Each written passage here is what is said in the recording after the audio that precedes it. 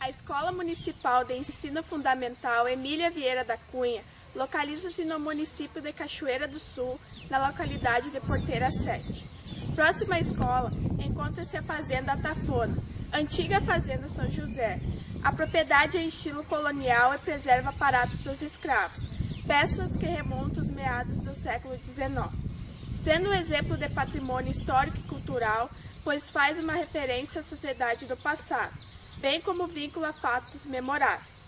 A propriedade tem hoje 58 hectares, saldo de uma extensa propriedade de 2 léguas de sesmaria, o equivalente a 8.712 hectares. Não se sabe exatamente a idade da fazenda, mas segundo os estudos da família, a casa começou a ser erguida em 1803. Aqui quem está falando é o Arnaldo Vieira da Cunha e Silva. Eu sou filho do casal Silvio Martins da Silva e Gemina Vieira da Cunha Silva. Eu estou prestando esse depoimento aqui na sala de recepção da Casa Grande da antiga Fazenda São José, outrora Estância São José. Casa Grande que fica anexa a Atafona. E estou falando aqui a respeito também do trabalho que está sendo realizado pela Escola Municipal de Ensino Fundamental Emília Vieira da Cunha, que fica aqui nessa localidade da Porteira 7, zona rural do município de Cachoeira do Sul. A escola Emília tem esse nome derivado da minha tia-avó, que era tia e madrinha de batismo da minha mãe, Gemina. Atualmente a minha mãe é usufrutuária dessa propriedade. E ela e meu pai, ainda quando era vivo, fizeram a doação em vida para os seus 5 filhos. Eu e mais 4. 3 homens e uma mulher.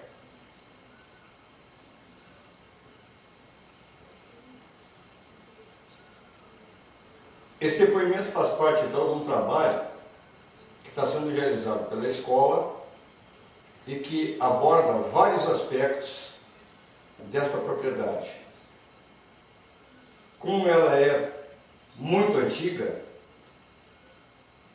em termos de Rio Grande do Sul, nesta área central do Rio Grande do Sul, então é importante esse registro, porque esse prédio aqui, de acordo com o que a Emília Vieira da Cunha, que nós chamávamos carinhosamente de Tia Miloca, esse conjunto de prédios estava de pé entre 1811 e 1813. Hoje é 19 de outubro de 2012. Então, o conjunto de prédios está completando por volta de 200 anos de idade, ou seja, seu bicentenário.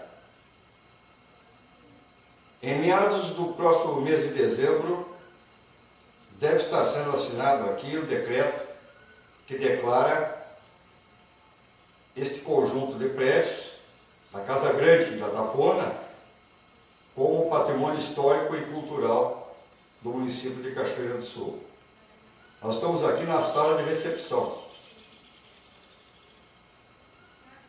Tem alguns aspectos que aparecem aí na imagem, mas tem muito mais coisa aqui que tem valor histórico.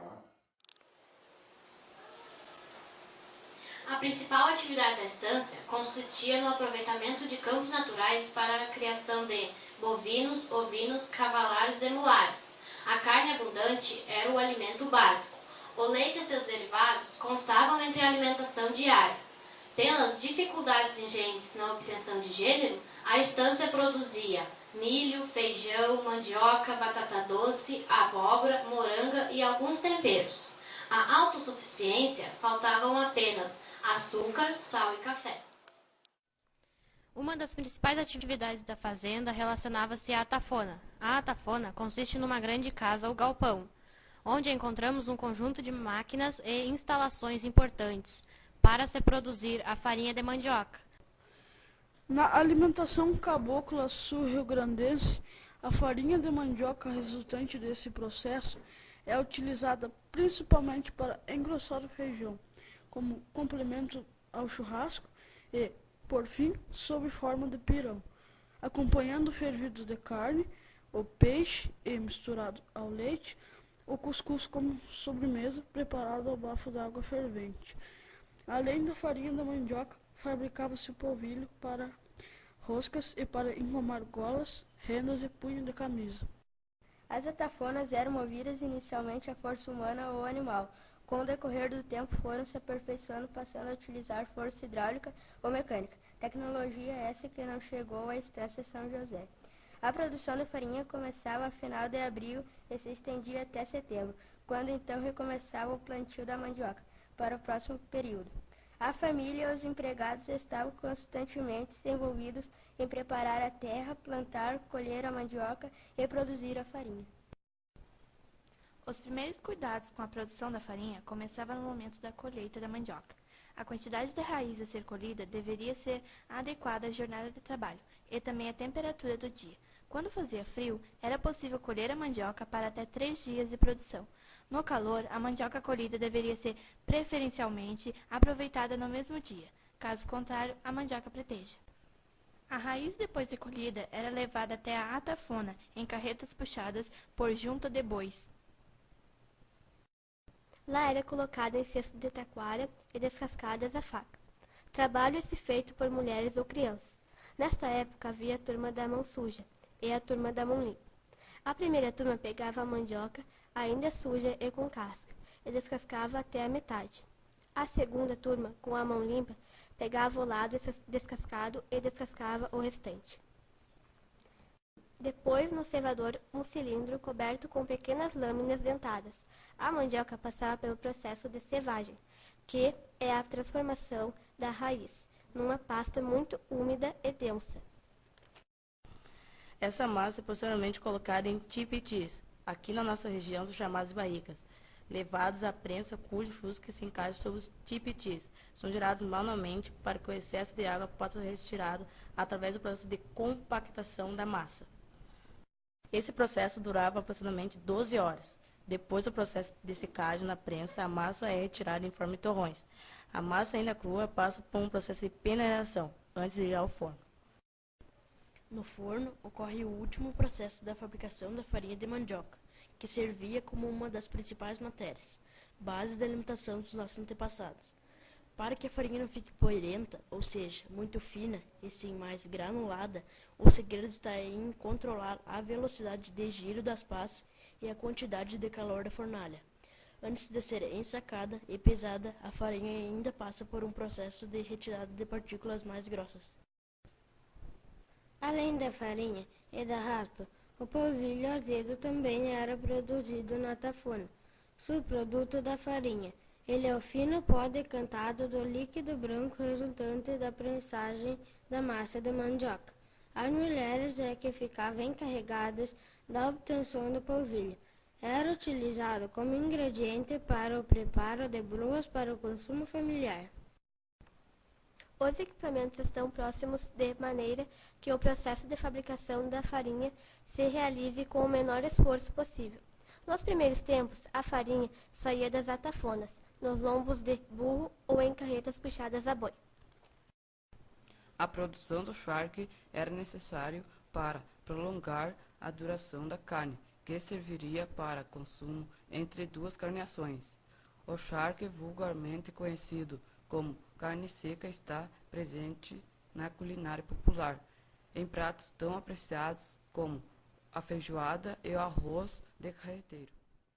A palavra estância significava unidades produtivas onde se criavam gado, sendo muito grande a distância entre as estâncias e entre elas e as cidades que pontilhavam a região. O movimento de escravos deveriam ser muito grandes para ter uma certa autonomia produtiva, um autoabastecimento. O isolamento prejudicou saraus e festas, resultando também na diminuição do tamanho das áreas sociais e da casa estancieira. O tamanho da família supõe-se que era muito divisível, ao contrário dos clãs patriarcais da Casa Grande brasileira, que acomodavam várias gerações. A necessidade da ocupação de latifúndios parece ter estimulado a criação de várias sedes. Meu nome é Miriam Hitzel, trabalho com a história do município de Cachoeira do Sul e vou falar um pouco sobre os hábitos alimentares no Rio Grande do Sul, especialmente no século XIX ou final do século XVIII. Os hábitos alimentares que nós temos hoje sofreram muito a influência, principalmente de 3 elementos étnicos que foram importantes na nossa formação enquanto município de Cachoeira do Sul e da mesma forma do estado do Rio Grande do Sul. Os hábitos trazidos pelos portugueses, as suas receitas, os alimentos que eles costumavam consumir, os hábitos dos índios, muitos que já estavam presentes aqui, ocupando o território do Rio Grande do Sul antes da chegada dos portugueses, também os indígenas, mais especificamente aqui no caso de Cachoeira, que tinham já passado pelas missões, tinham sido catequizados pelos espanhóis e que também tinham os seus hábitos alimentares. E ainda, lá no processo de formação, os hábitos que foram herdados dos negros, que foram representados, nesse caso, pelos escravos que foram trazidos, então, para fornecerem a mão de obra para as nossas estâncias, para as nossas casas. E esses hábitos alimentares eram, digamos assim, bastante simplificados se nós formos nos remeter ao final do século XVIII e até mesmo início do século XIX. Basicamente, o gaúcho, o homem do campo aqui do Rio Grande do Sul, ele se alimentava de carne, era costume se abater as reses que existiam em grande número, aqui no Rio Grande do Sul, e essa carne era consumida imediatamente, o que não era consumido era abandonado nos campos e mais tarde essa carne então começou a ser preparada, salgada e ser utilizada da forma seca ou então o charque. Adicionado à carne, nós tínhamos alguns ingredientes que eram muito comuns nas fazendas do interior do Rio Grande do Sul, que eram muitos desses alimentos de origem indígena, ou seja, consumidos já pelos índios. E aí nós temos a mandioca, temos o milho e a abóbora. Basicamente a alimentação do gaúcho era feita disso. Com a chegada dos açorianos, que é outro elemento importante na cultura do Rio Grande do Sul e que integra o grupo dos portugueses, porque os açorianos eram das ilhas dos Açores e os portugueses, que nós comumente chamamos de portugueses, eram aqueles vindos do continente europeu. Com a chegada dos açorianos, houve uma introdução de alguns alimentos que não eram comuns ou que pelo menos não tinham um cultivo e um consumo acentuado no Rio Grande do Sul e especificamente Cachoeira do Sul.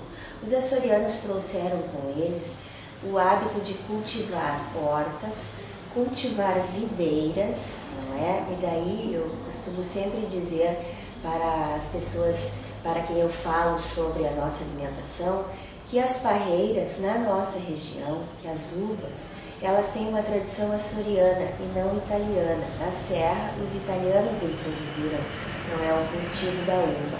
Aqui no Rio Grande, aqui em Cachoeira do Sul, o cultivo da uva se deve aos açorianos. Claro que os italianos que chegaram bem mais tarde, lá na segunda metade do século XIX, também se dedicaram ao cultivo da uva de uma forma mais direcionada à elaboração do vinho. Mas os açorianos, lá em 1753, quando eles chegaram aqui, eles já trouxeram também as videiras e também com eles o trigo. Então, o cultivo do trigo e das videiras começou com os açorianos. Logicamente, esses açorianos introduziram também outros alimentos, como a carne de porco, não é? Porque eles também tinham uma criação de suínos, o consumo das aves, que veio acrescentar aquele consumo quase que unicamente de carne de gado que havia nas estâncias. Interessante quando nós retomamos uma obra que é fundamental para entender a cultura do Rio Grande do Sul, que é O Continente, não é? O Tempo e o Vento, do Érico Veríssimo, nós vemos que na descrição da vida daqueles personagens do Tempo e o Vento, lá do primeiro tomo, que é O Continente, o que normalmente eles consomem? Eles consomem a carne e a abóbora, às vezes um pouco de mandioca. A abóbora, o milho, esses são elementos que vêm da cultura indígena, assim como a mandioca, porque os índios já tinham o hábito de cultivar estes alimentos e de consumirem esses alimentos. Mesmo os índios das missões tinham o hábito, não perderam o hábito de cultivar aqueles alimentos que faziam parte da sua dieta. E os padres das missões, logicamente, nesse processo de aculturamento, aculturação dos índios, eles introduziram elementos da cultura hispânica, mas para conquistar os índios, eles permitiram que eles mantivessem os seus hábitos também. Então, em torno das missões, havia o cultivo de extensões de terras voltados para o cultivo desses alimentos que os índios costumavam consumir. Então, em torno das missões, havia plantação de mandioca, havia plantação de milho, e estes elementos eram usados na alimentação deles. Claro que o hábito português de doces, que a gente sabe, não é, que os portugueses são exímios produtores de receitas maravilhosas de doce, e Pelotas é uma cidade no Rio Grande do Sul que cultiva esta tradição, isso também havia. Mas, diante da rudeza da vida rural do Rio Grande do Sul, e a fazenda Atafona não foge, não é, dessa realidade, o que se podia fazer de doces eram os doces aproveitando as frutas que havia nos pomares. Havia laranjeiras, havia pereiras, goiabeiras, araçás, árvores típicas daqui do Rio Grande do Sul, que fazem parte, não é, da nossa flora. Essas frutas eram trabalhadas através de doces, eram feitas tachadas de doces, doces em calda. Isso também entrava na alimentação das fazendas do Rio Grande do Sul e especificamente aqui também, provavelmente na fazenda da Atafona. Um traço interessante na cultura do Rio Grande do Sul são as influências musicais que nós tivemos na nossa cultura. Não podemos deixar nunca de considerar os índios das missões, que são o grupo formador, não é, de Cachoeira, que trouxeram para a nossa cultura os elementos musicais que já eram naturais, não é, da cultura indígena, e que tiveram um acréscimo significativo da cultura dos padres jesuítas.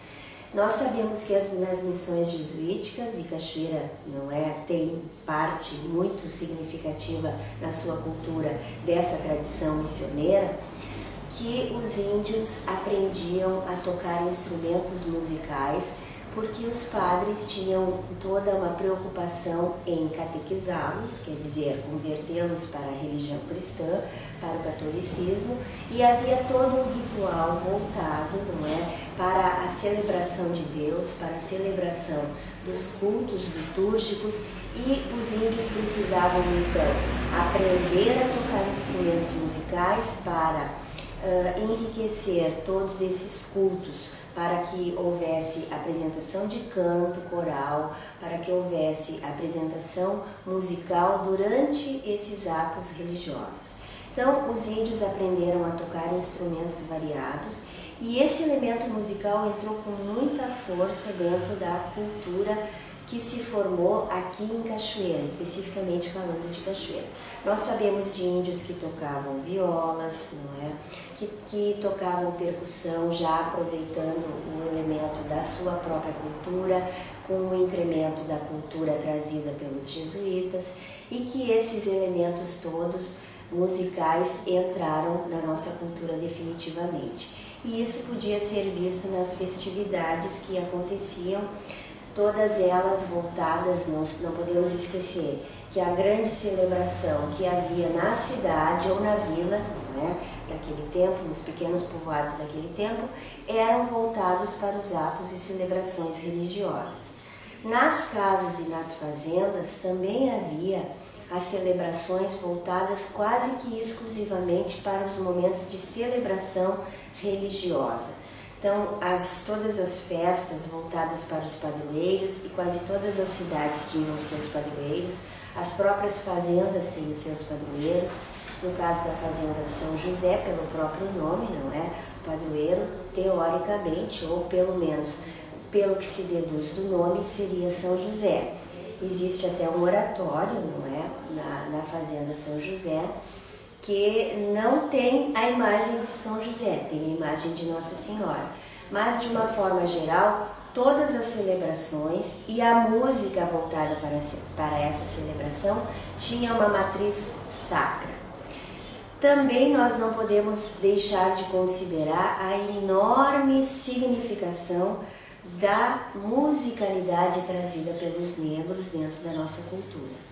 E aí nós temos todos aqueles elementos, não é, voltados para a religião pagã, que depois sofreu um sincretismo com a religião católica, e nós temos toda essa presença, não é, forte do sincretismo religioso que há entre a fé cristã, o catolicismo, e a cultura, não é, a fé trazida da África pelos negros.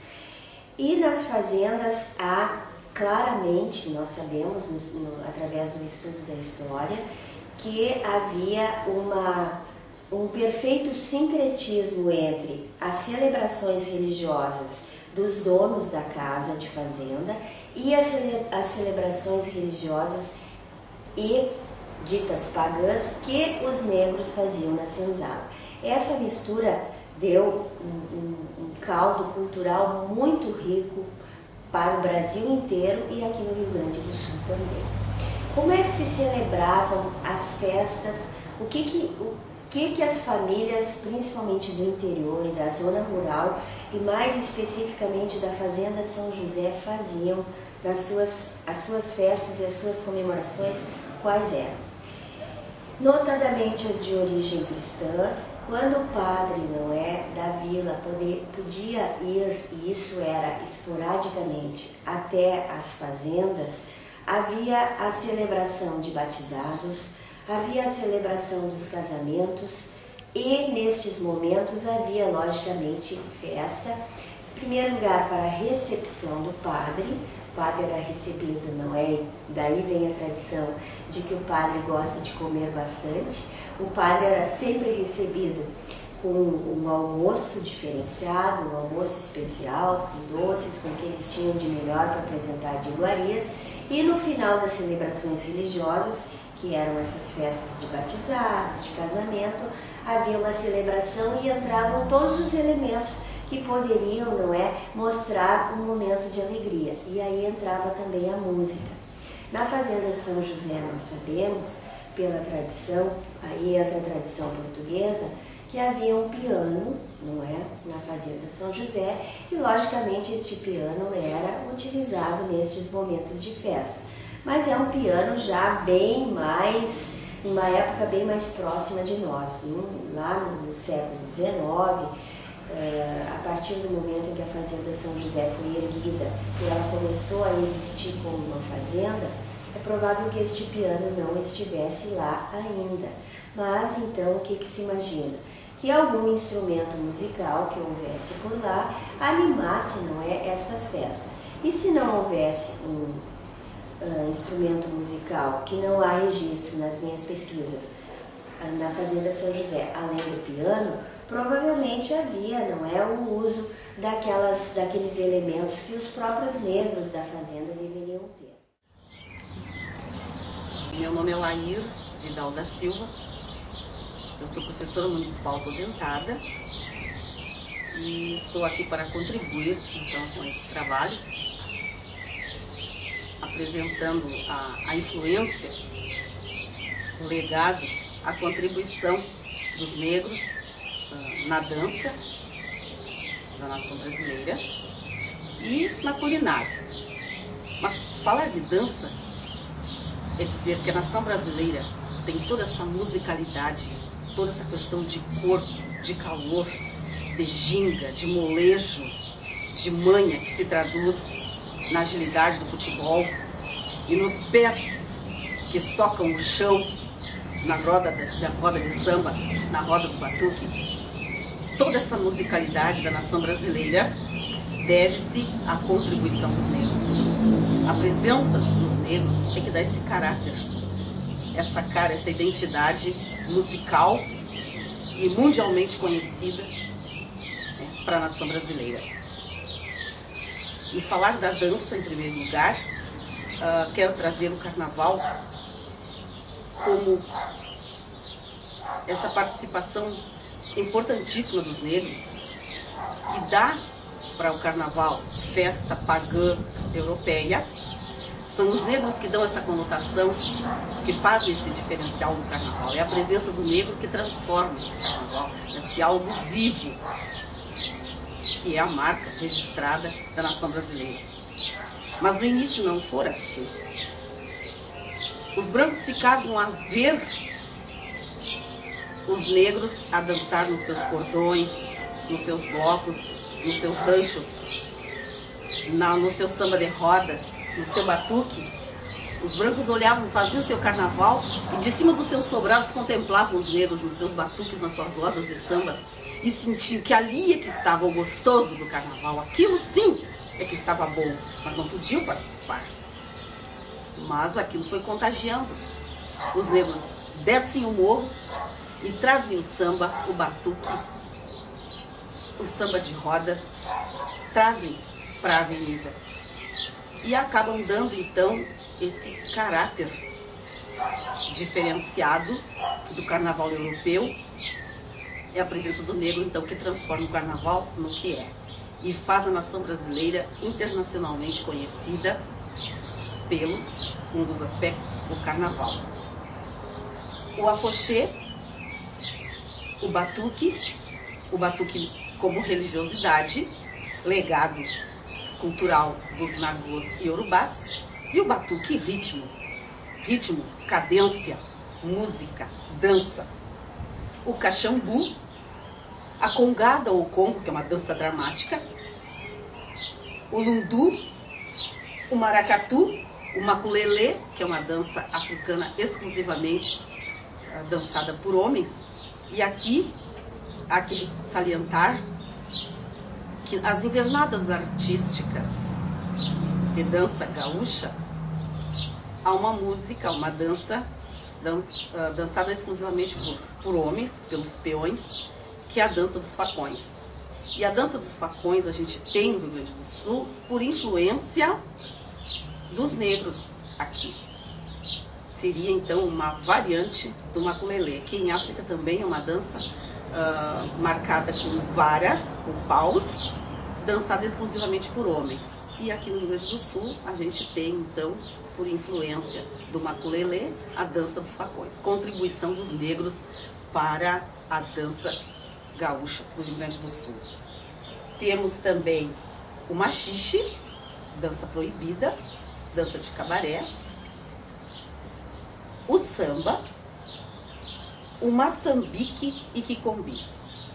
Maçambique, uma dança trazida pelos negros de Mãe África, e aqui em Cachoeira do Sul, quicombis. Quicombis são os crioulos que dançam. Maçambique, os africanos. E Cachoeira do Sul teve muito forte essa manifestação cultural quicombis.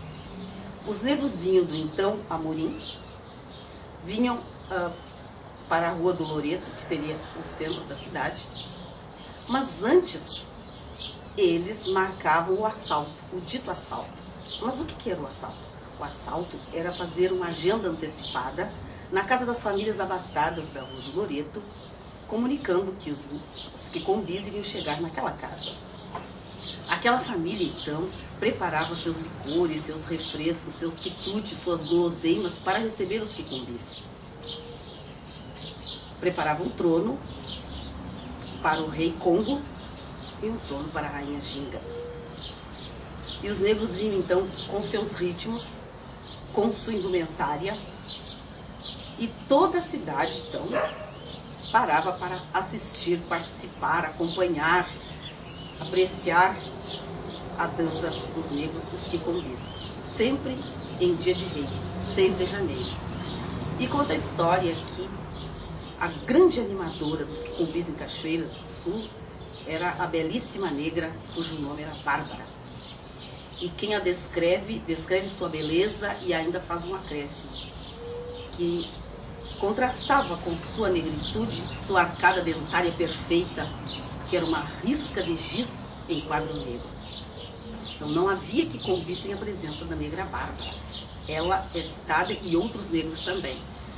Mas sem Bárbara não havia quicombis, a festa de quicombis.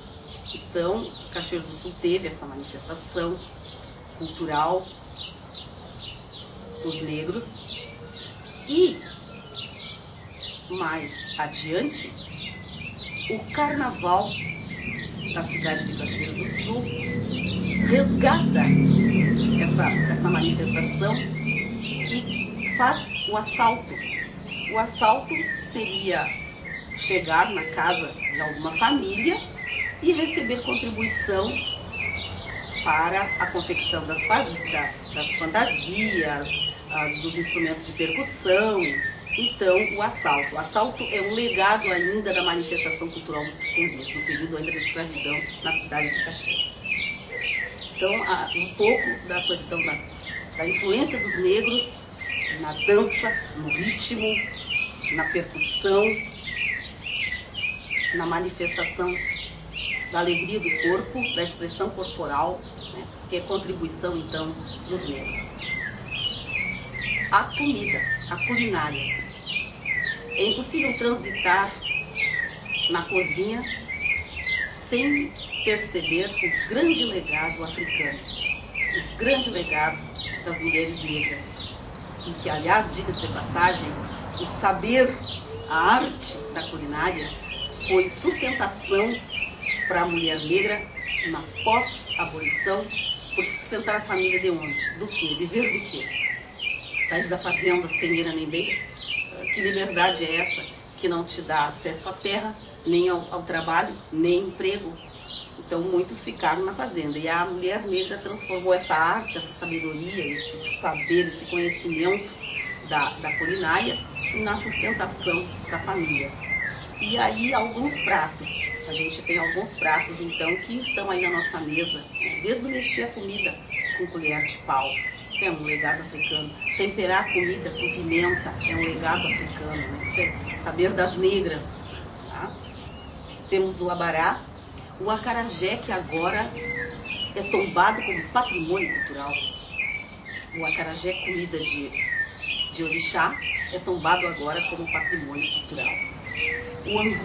O angu é uma comida salgada, ela é de farinha de milho, de fubá e é ralinho, diferenciado da polenta, que é consistente. O angu é ralinho e pode ser cozido então no caldo da carne.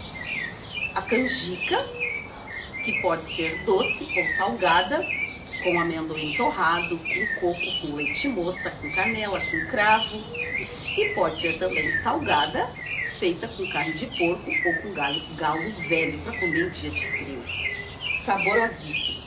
O caruru cozido com folhas de quiabo e camarão seco. Essa não é uma realidade aqui com o Prato do Sul. A farofa, muito temperada, para usar no recheio ou como acompanhamento, carregadinha na pimenta, sempre o sabor da pimenta. Né? A muqueca, o mucunzá. O mucunzá é um milho cozido no caldo de coco. Uma delícia, geladinho, para saborear, geladinho em dia quente. O pirão com a farinha de mandioca, ralinho. Tem também, com a farinha de mandioca, a jacuba. A jacuba é o café com leite ou café preto engrossado com farinha de mandioca. A jacuba, para comer em dia frio. O quibe, para acompanhar carne de porco com arroz branco, carregadinha na pimenta, feita com abóbora menina. O quibe, o próprio vocábulo é do dialeto africano. Então, contribuição dos negros, se a gente tem um bom quibe, um delicioso quibe, é graças à negrada sim. Né? Muito bem. O tutu, o pessoal de Minas gosta muito do famoso tutu de feijão. A rabada, para comer aqui no sul, no dia frio, acompanhado de uma boa mandioca. O mocotó, famoso nas noites frias do estado do Rio Grande do Sul. O mocotó. O bolo de fubá. A cocada. O cuscuz, o vatapá. A pipoca, o vocábulo e a comida, que também podemos chamar de estrelas de Oxalá ou flores de Chapanã. O xinxim de galinha, que é um guisado de galinha acompanhado com azeite de dendê, camarão, amendoim e castanha de caju. Esse é o xinxim de galinha. E o Brasil, se a gente chegar no Japão, chegar no exterior e falar Brasil, logo vão ligar feijoada, samba, carnaval, futebol, tudo coisa de negro. E a feijoada tem uma história. Quando se matava o boi na casa grande, na fazenda, as partes nobres do boi, para assinhar o senhor ser servido na casa grande. Para a negrada tirava as fossuras, os miúdos. E as mulheres negras lá na senzala transformaram esses miúdos, aquele cheirinho que vinha da senzala. Era a famosa feijoada, hoje sofisticada, internacionalmente conhecida, mas ela nasceu do refúgio, que atirava para nós negros lá como tome em conta, faça o que quiser. E a negrada transformou com arte e sabedoria e deu cara para a nação brasileira, a famosa feijoada. Deliciosíssima, claro, hoje sofisticada, mas é tudo de bom para as noites frias do Rio Grande do Sul. Mas de ponta a ponta do Brasil, com calor ou com frio, se come feijoada. Japonês, alemão, polonês, italiano, se banha na feijoada, se nutre da feijoada da negrada. A pipoca, que eu chamei de estrelas de Oxalá, flores de Chapanã, eu quero encerrar a minha fala contando a lenda da pipoca. Conta-se que havia um guerreiro muito valente, cujo nome era Chapanã. E Chapanã havia conquistado muitos reinos e era muito temido por seu exército. Mas havia um reino onde Chapanã jamais fora. E ele começou a questionar-se, por que não? Jogou os búzios. E Ifá respondeu nos búzios, Chapanã, se a esse reino fores, de lá jamais voltarás. E o povo daquele reino também jogou os búzios. E nos búzios Ifá respondeu, em breve Chapanã atacará o nosso reino com seu exército. O povo daquele reino ficou estarrecido, apavorado, assustado, porque Chapanã era muito temido por seu exército. Reuniram os anciãos da comunidade para buscar a solução. Parênteses, isso é um valor africano, da comunidade africana. Valorizar o mais velho, o conhecimento do mais velho, a sabedoria do mais velho, aconselhar-se com o mais velho. Os mais velhos são valor na cultura africana. Não se descarta mais velho. Reuniram-se e aí o conselho foi o seguinte. Nós temos nos nossos celeiros aquela semente que quando ela é aquecida, ela se transforma em muitas, altas, fartas, macias, pois nós vamos receber então Chapanã com seu exército com essas sementes. E assim foi. Chapanã atacou e eles receberam Chapanã com seu exército com uma saraivada de pipocas. Ele ficou encantado, fascinado com aquele gesto. Jamais vira aquilo. E de fato, tocou-se de tal forma que mandou buscar sua esposa, seus filhos, seus pertences E instalou-se naquele reino e de lá não saiu nunca mais. Por isso, até hoje, para os negros, para a comunidade negra, a pipoca é o prato da solidariedade. A outra variante da pipoca conta que Chapanã era um líder na sua comunidade e amava seu povo, tinha carinho por seu povo, cuidado com seu povo. Um dia apareceu uma doença na pele daquela gente, uma doença na pele. E Chapanã ficou preocupadíssimo com seu povo. O que fazer? Foi para as margens do rio e clamou ao Louro que tivesse compaixão do seu povo, que limpasse a pele do seu povo e que passasse para ele toda aquela doença da pele daquela gente. Imediatamente, como que pipoca pelo corpo de Chapanã. Ficou todo no corpo dele, aquelas pipocas, a pele dele ficou toda como que pipoca. E o povo ficou todo limpo, todo saudável. Por isso, até hoje, nas festas de Réveillon, ninguém toca nos alimentos sem antes comer grãos de pipoca, 3 grãos de pipoca, para começar o ano com saúde, sem doença. Até hoje, no estado da Bahia, a igreja de São Lázaro, toda segunda-feira é sagrado o desembargador, a doméstica, o motoqueiro, a professora, o advogado, o gari, o seu pratinho de pipoca na frente da igreja de São Lázaro, para começar a semana com saúde, sem doença. Por isso, até hoje, as casas de candomblé, todo candomblecista limpa a sua casa no fim do ano com pipoca, para começar o ano com saúde, sem doença. Então aqui está a contribuição dos negros na culinária e na dança. E passando para todos vocês que é impossível ler-se, falar-se, dizer-se história do Brasil sem se falar de negros. É por toda parte. É no nosso corpo, é na nossa dança, é na nossa fala, na nossa comida, conforme a gente acabou de ver. É impossível passar sem perceber. Somos, sim, protagonistas da grande história. As sedes gaúchas apresentam procedimentos de implantação sistemáticos e um repertório de elementos construídos e naturais, variável em função das regiões e ênfases produtivas. A preferência por sítios elevados como coxilhas e cerros é perceptível na propriedade, seguindo as decisões de orientar a fachadas frontais entre leste e norte. Geralmente, essas faces continham os principais cômodos. A presença de pomares, também comum nesse período, fica evidenciado pelo plantio de extensas áreas de macieiras, que visavam proteger as sedes do vento frio, proveniente de sul e sudoeste, pampeiro e minuano, e cujos frutos eram comercializados, revertendo em renda para os proprietários, tipicamente presente na fazenda São José, pela produção e comércio de maçãs. Anexos à sede da fazenda estavam os prédios da tafona e senzalas. Quanto à concepção plástica utilizada na casa estancieira dos primórdios, pode-se afirmar que houve uma apropriação da arquitetura praticada em Laguna, São Paulo e Sorocaba, além de outras regiões da cultura luso-brasileira envolvidas na ocupação.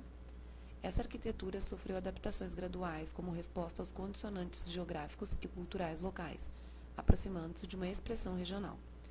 Por exemplo, a porta que permitia a abertura apenas da parte superior, espécie de segunda janela, como forma de resolver o problema de segurança ao atender os visitantes. A arte na fazenda Tafona está presente desde a fundação da primeira metade do século XIX. Já na entrada da casa, no salão principal, podemos observar 2 obras em óleo sobre madeira, no período colonial, de autor desconhecido, representando provavelmente alguma paisagem na região europeia. Temos também o retrato de José Sebastião Vieira da Cunha, trabalho em óleo sob tela do fotógrafo e pintor Virgílio Calegari, datada aproximadamente entre 1905 e 1910. Possui características acadêmicas, pela perfeição da pincelada com fundo escuro destacando a imagem principal. O artista ainda criou em sua obra uma ilusão ótica, que faz com que os olhos de João Sebastião nos siga com seu olhar. Há também um trabalho extremamente delicado, o desenho de um ramalhete de flores em lápis crayon, feito por Maria Manuela. A arte atravessa gerações, pois Dona Gemina Vieira da Cunha também deixa sua marca em seus quadros. Pintou o ramalhete de flores, detalhes da paisagem local e da Casa Grande, obras em óleo sobre tela pintados entre 1978 e 1980. Além da arte da pintura, também observamos uma verdadeira obra de arte, que é o mobiliário da fazenda, que são móveis do período colonial, alguns vindo de Portugal, como o oratório, o quarto de José Sebastião e Maria Manuela, a cama em estilo vitoriana, o baú do enxoval de Maria Manuela foi feito em Portugal, com couro de égua, em 1870. O piano, as cadeiras de balanço, uma delas pertenceu a Borges de Medeiros, entre inúmeros outros objetos. Detalhe, ou seja, a tafona é uma grande obra de arte. E não podemos deixar de citar uma bela obra da artista Itamara Avena, realizada em 1997, em óleo sobre tela, com colagens de partes de documentos originais, de compra e venda de escravos da fazenda. A colagem forma os dois continentes, africano e americano, representando muitas vidas, dois mundos que se unem e formam a história de nosso país, estado, município, nossa terra e nossa gente. Esse conjunto de prédios seguramente é o mais antigo em termos de conservação do estilo original, que é colonial português, de todo o município de Cachoeira do Sul. Só para se ter uma ideia, o meu bisavô, José Sebastião Vieira da Cunha, nasceu em 1846. Já se criou aqui, isso aqui foi erguido, ou seja, esse conjunto de prédios foi erguido pelo avô dele. Portanto, o meu bisavô José Sebastião é já da terceira geração. Depois vem o filho dele, o vô Eduardo, vem a minha mãe e vem eu. Então, eu estou já então na sexta geração. Deixa eu ver, José Vieira da Cunha, o filho, José Sebastião, Eduardo, Gemina e eu, Arnaldo, com os meus irmãos. Nós estamos na sexta geração já aqui. Então, o José Sebastião nasceu em 1846 e a casa da aldeia lá na cidade, que é considerado o prédio mais antigo, que está sendo possivelmente restaurado, é de 1848. Então não resta dúvida que isso aqui é bem mais antigo. Então é uma raridade. Um conjunto de prédios desta idade está ainda sendo conservado conforme a sua característica inicial de construção. Muitos objetos também, alguns estão aqui em cima dessa mesa, alguns quadros, tem um oratório que veio de Portugal, tem muita coisa aqui que é do século XIX. Algumas outras foram introduzidas na casa já no início do século XX, ou dali para cá. Porém não se encontra, possivelmente, um conjunto de tantas peças históricas em nenhuma outra casa, nenhum outro imóvel do município. Então o fato disso aqui ter sido preservado pela família, desde os meus ancestrais, é uma coisa muito importante porque a gente pode contar uma história. E isso aqui é do início do povoamento, então, dos portugueses. Porque o Tratado de Madrid foi firmado em 1750, quando foi trocada a Coroa dos Sacramentos, que era portuguesa, pelos 7 povos das missões. E entre esses dois locais, uma vasta área ficou em disputa. E aqui nessa área, os espanhóis estiveram até a foz do Arroio Piquiri, no rio Jacuí. Então a margem direita do Jacuí e a esquerda do Piquiri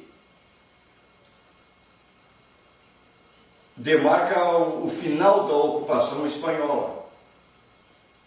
E ali depois de 1750, o que ocorreu foi uma fronteira viva em que os portugueses foram tomando conta gradativamente e expulsando os espanhóis mais para o oeste da região, naquela época chamada do continente de São Pedro. Vários documentos estão sendo analisados e que ficaram aqui, nessa casa, e foram entregues para o meu pai e para a minha irmã, em Porto Alegre. Agora foram xerocados, estão no arquivo histórico do município e gradativamente eles vão ser transcritos para poderem ser perfeitamente lidos. Em alguns desses documentos consta a invasão de terras da área dos espanhóis e também a disponibilidade de arreios para venda, seguramente saqueados dos espanhóis. Então, tem bastante história aqui nessa área. Aqui adiante, onde tem uma descida com o mato nativo, ainda existe restos de alicerce de pedra-cupim dos prédios dos espanhóis. A mãe, quando era pequena, ainda chegou a ver algum resto de parede. Agora só restam esses restos de alicerce.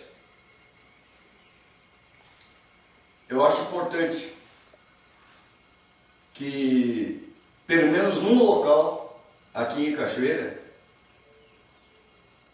exista a preservação daquilo que foi antes e feito por aqueles que conquistaram essa área para o Rio Grande do Sul e, por consequência, para o Brasil.